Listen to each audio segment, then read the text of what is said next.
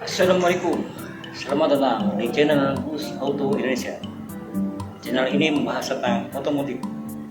Senang rasanya saya dapat berjumpa dengan pemirsa semua. Kali ini saya akan membahas tentang AC mobil yang akan saya bagi menjadi 3 bagian, yaitu yang pertama adalah cara kerja atau siklus kerja AC mobil, dan yang kedua adalah permasalahan pada AC mobil, dan yang ketiga adalah perawatan pada AC mobil. Kali ini saya akan membahas bagian pertama dulu, yaitu cara kerja atau siklus kerja AC mobil. AC mobil adalah salah satu bagian terpenting pada kendaraan, apalagi melihat iklim di Indonesia yang umumnya suhunya relatif panas. Jadi kita harus sering memperhatikan kondisi AC mobil, sekaligus mengetahui komponen-komponen penting yang ada pada AC mobil dan cara kerja pada AC mobil supaya berguna bagi kita sebagai pedoman saat kita berkunjung ke bengkel AC mobil.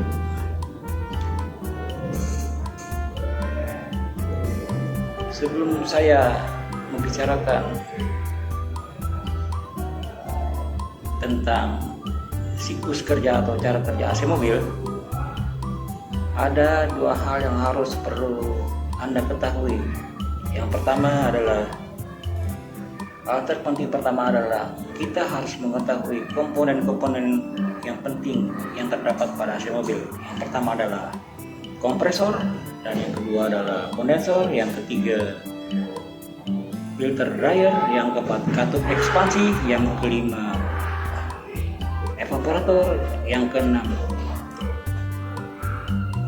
blower, dan yang ketujuh adalah pipa atau selang yang menghubungkan komponen-komponen penting tersebut. Hal terpenting kedua adalah kita harus mengetahui bahwa freon yang beredar pada siklus kerja AC mobil terjadi pada sistem tertutup. Artinya freon yang beredar melewati pipa atau selang dan komponen-komponen penting pada AC mobil, tidak ada freon yang keluar dari sistem, dan tidak ada juga unsur lain yang masuk ke dalam sistem.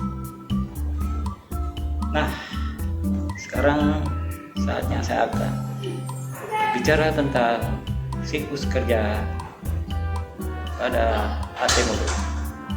Proses-proses yang terjadi adalah, proses pertama adalah pipa atau selang yang berisi freon yang berada di dalam kabin mobil akan bergerak menuju kompresor. Freon ini masih berbentuk gas atau uap bertekanan rendah dan bersuhu rendah. Proses kedua, freon yang berbentuk gas atau uap yang masuk ke dalam kompresor akan ditekan atau dikompres oleh piston dan dikeluarkan menuju kondensor masih berbentuk freon yang berbentuk gas, tetapi tekanannya sudah menjadi tinggi dan suhunya menjadi tinggi juga. Proses ketiga, freon yang berbentuk gas atau uap yang bergerak menuju kondensor, di mana kondensor memiliki bentuk seperti radiator, yaitu terdapat pipa logam yang meliuk-liuk dan terdapat sirip-sirip, di mana fungsinya akan mengalirkan udara yang melewati kondensor tersebut dan mendinginkan freon yang melewati pipa atau logam tersebut, sehingga freon berubah suhunya dari tinggi menjadi lebih rendah, dan freon berubah wujud juga dari gas atau uap menjadi cair, atau disebut juga proses kondensasi. Jadi proses kondensasi artinya proses perubahan wujud dari gas atau uap menjadi cair karena adanya proses pendinginan. Proses keempat, freon yang berbentuk cair dan bertekanan masih tinggi, sedangkan suhunya sudah berubah menjadi lebih hangat, akan memasuki filter dryer. Di dalam filter dryer, cairan tersebut akan disaring, uap air atau gelembung akan disaring sehingga sebagian akan hilang dan partikel-partikel halus yang ada pada cairan yang terjadi akibat proses pendinginan juga disaring. Filter dryer juga berfungsi sebagai wadah penyimpanan sementara freon sebelum memasuki katup ekspansi. Proses kelima, freon yang berbentuk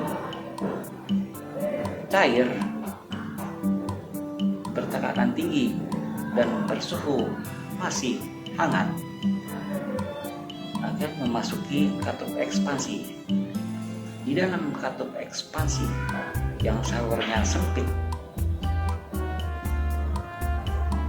freon yang tadinya berwujud cair berubah kembali menjadi uap atau gas, dan tekanan udaranya dan suhu udaranya berubah turun drastis. Proses keenam, freon yang berbentuk gas atau uap bertekanan rendah dan bersuhu rendah atau dingin memasuki evaporator, sama seperti kondensor yang memiliki bentuk hampir sama. Di sini evaporator terdapat pipa logam yang meliuk-liuk dan terdapat sirip-sirip. Namun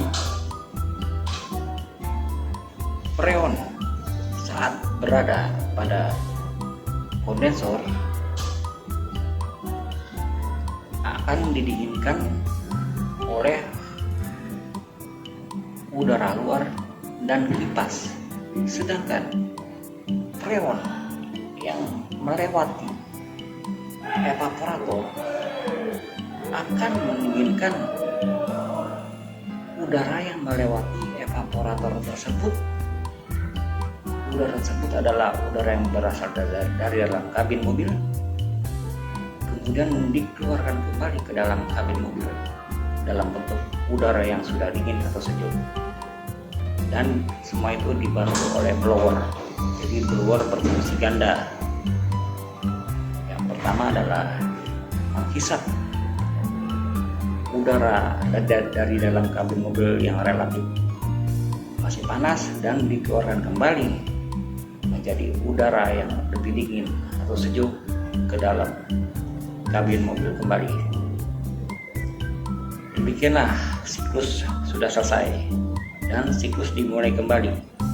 Mulai kembali dengan pergerakan freon yang bertekanan, yang berbentuk gas atau uap bertekanan rendah dan bersuhu rendah kembali menuju kompresor. Jadi di sini ada dua sirkulasi yang perlu Anda ketahui. Sirkulasi pertama adalah sirkulasi freon.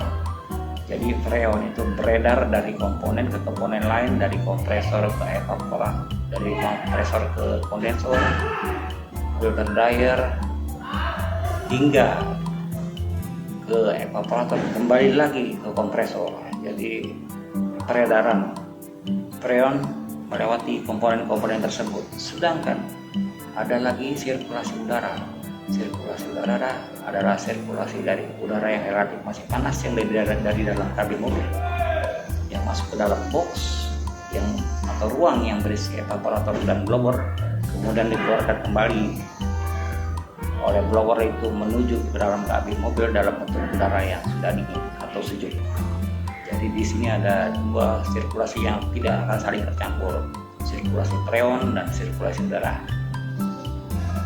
Jadi pada bahasan kali ini saya sudah selesai untuk bagian cara kerja atau siklus kerja yang saya rangkum dari beberapa sumber yang penting dan insya Allah berguna bagi Anda semua. Demikianlah, atas perhatiannya saya ucapkan terima kasih. Jangan lupa like, share, dan subscribe. Assalamualaikum.